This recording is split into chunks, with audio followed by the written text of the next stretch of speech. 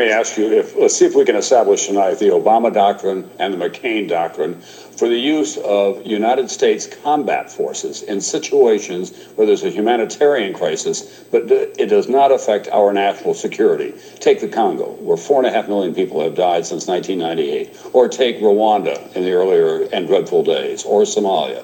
What is the Obama doctrine for use of force that the United States would send when we don't have national security issues at stake? Well, we may not always have national security issues at stake, but we have moral issues at stake.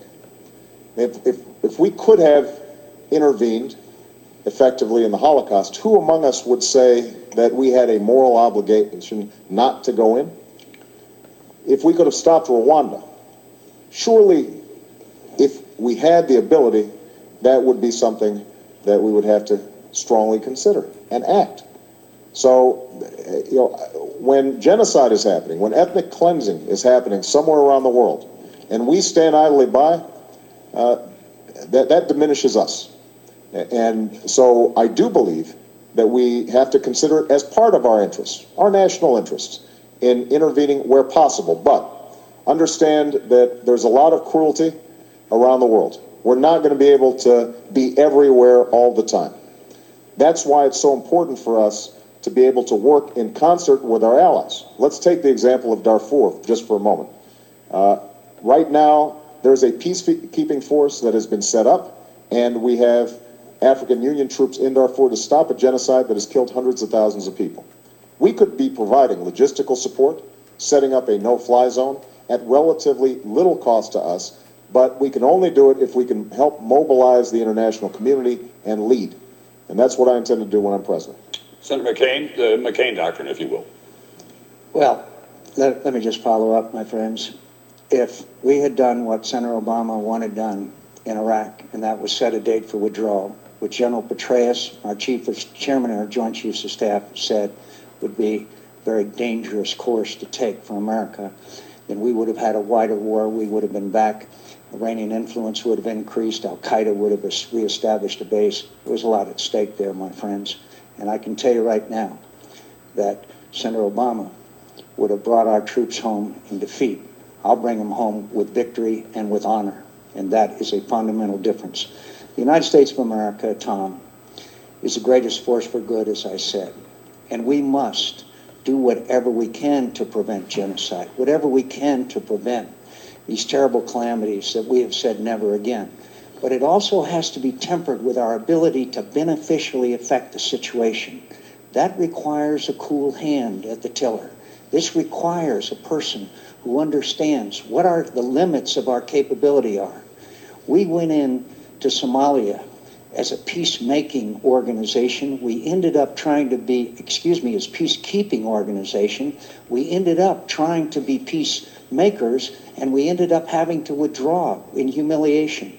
In Lebanon, I stood up to President Reagan, my hero, and said, if we send Marines in there, how can we possibly beneficially affect this situation? And said we shouldn't. Unfortunately, almost 300 brave young Marines were killed. So you have to temper your decisions with the ability to beneficially affect the situation and realize you're sending America's most precious asset, American blood, into harm's way. And again, I know those situations. I've been in them all my life. And I can tell you right now, the security of your young men and women who are serving in the military are my first priority right after our nation's security. And I may have to make those tough decisions, but I won't take them lightly. And I understand that we have to say never again to a Holocaust and never again to Rwanda. But we also better be darn sure we don't leave and make the situation worse, thereby exacerbating our reputation and our ability to address crises in other parts of the world. Senator McCain, thank you very much. Next question for Senator Obama. It comes from the F section, and it's from Katie Ham. Katie? Should the United States respect Pakistani sovereignty and not pursue al-Qaeda terrorists who maintain bases there? Or should we ignore their borders and pursue our enemies like we did in Cambodia during the Vietnam War? Katie, it's a terrific question. And we have a difficult situation in Pakistan. I believe that part of the reason we have a difficult situation is because we made a bad judgment going into Iraq in the first place when we hadn't finished the job of hunting down bin Laden and crushing al-Qaeda. So what happened was we got distracted, we diverted resources, and ultimately bin Laden escaped, set up base camps in the mountains of Pakistan in the northwest provinces there. They are now raiding our troops in Afghanistan, destabilizing the situation. They're stronger now than at any time since 2001. And that's why I think it's so important for us to reverse course, because that's the central front on terrorism. They are plotting to kill Americans right now. As the Secretary Gates, the Defense Secretary, said, the war against terrorism began in that region, and that's where it will end. So part of the reason I think it's so important for us to end the war in Iraq is to be able to get more troops into Afghanistan, put more pressure on the Afghan government to do what it needs to do, eliminate some of the drug trafficking that's funding terrorism. But I do believe that we have to change our policies with Pakistan.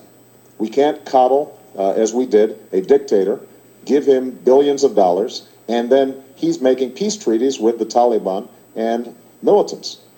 What I've said is we're going to encourage democracy in Pakistan, expand our non-military aid to Pakistan so that they have more of a stake in working with us, but insisting that they go after these militants. And if we have Osama bin Laden in our sights and the Pakistani government is unable or unwilling to take them out, then I think that we have to act, and we will take them out. We will kill bin Laden. We will crush al-Qaeda. That has to be our biggest national security priority. Senator McCain? Katie, thank you. You know, my hero is a guy named Teddy Roosevelt. Teddy Roosevelt used to say, walk softly, talk softly, but carry a big stick. Senator Obama likes to talk loudly. In fact, he said he wants to announce that he's going to attack Pakistan. Remarkable. You know, if you are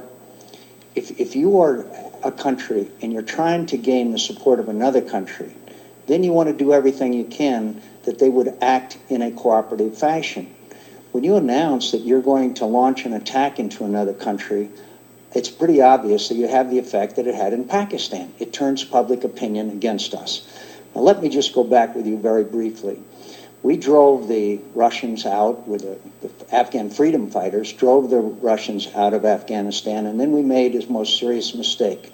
We washed our hands of Afghanistan, the Taliban came back in, al-Qaeda, and we then had the situation that required us to conduct the Afghan war. Now, our relations with Pakistan are critical because the border areas are being used as safe havens by the Taliban and al-Qaeda and other extremist organizations. And we have to get their support. Now, General Petraeus had a strategy. The same strategy, very different because of the conditions and the situation, but the same fundamental strategy that succeeded in Iraq, and that is to get the support of the people. We need to help the Pakistani government go into Waziristan, where I visited, a very rough country, and get the support of the people and get them to work with us and turn against the cruel Taliban and others. And by working and coordinating our efforts together, not threatening to attack them, but working with them, and where necessary, use force, but talk softly, but carry a big stick. Tom, just a quick follow-up on this. I think if we're going to have follow-ups, then I will want follow-ups. No, I know that. So I think we'll get at it if I can with this question. Let's have one. All right, let's have a follow-up. Just a quick follow-up, because I think this is important. I'm just a hired help here, so I mean, you're doing a great job, Tom. Look, I want to be very clear.